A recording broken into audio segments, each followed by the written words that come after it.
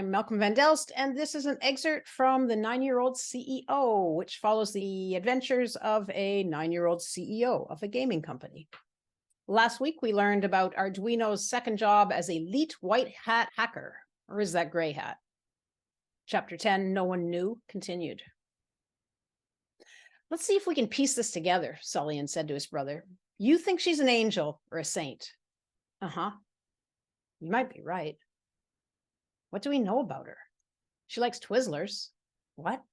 She's always saying that. I like Twizzlers and the alligator Bob, and my favorite drama movie is Blood-Sucking Freaks Just Like Your Mama. That doesn't mean she likes Twizzlers, Beowulf scoffed. What does it mean then? Sulien snapped. It's just one of those things she says. Sulien stared at his brother. His brother stared back. Then they both looked away. They were sitting in the beanbag chairs in Sulien's office. They often hung out there. Beowulf liked to keep his office clean and relatively stripped down, certainly no toys or anything other than display, skateboards or lounging chairs. He did have the kidney-shaped table by the window with the deep, multicolored armchairs on either side. He wasn't sure about the chairs. Made from recycled material, they definitely popped in his office, but he wondered if they were too bright and downmarket, looking like they were made from old patches, which they were. He'd been eyeballing round, tannish orange chairs, one round leg holding each up, a plush circular seat and 3 curved cylindrical pieces stacked one on top of the other for backs. The brothers stared into their laps, Beowulf in the sky blue beanbag chair and Sulien in the yellow. It's code, said Sulien. Beowulf looked up.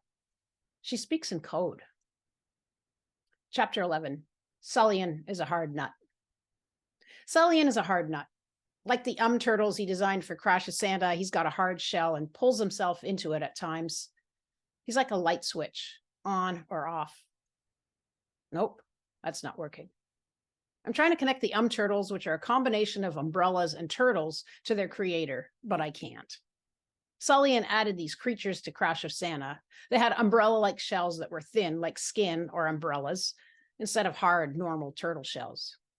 If Sulien is an turtle, it's a perfect metaphor for how unsafe he felt in his home once his parents were captured by the genie. Placed in the glue-like substance that Arduino, Beowulf, and Sulien had experienced for not being true to their word, but Sulien and Beowulf's parents are held indefinitely. Arduino suspected a deep-seated duplicity allowed their capture, though she wasn't sure. The boy's parents could barely rise to feed their progeny, let alone protect them. Beowulf acted out, screaming for help, while Sulien pulled into a shell, a thin, unprotective shell. Like the Umturtles, he attacked if he got too close. Even friendly overtures he interpreted as threats. Since his mom was under the genie's spell, her words of care came from a distant place. They didn't have the wings to reach her children. Sulien's home was weak, like skin. Thankfully, Sulien learned to fly in his mind. He created a whole world where nothing makes sense, not even to him, I suspect.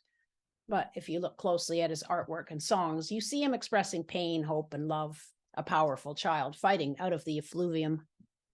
The Umturtles can fly.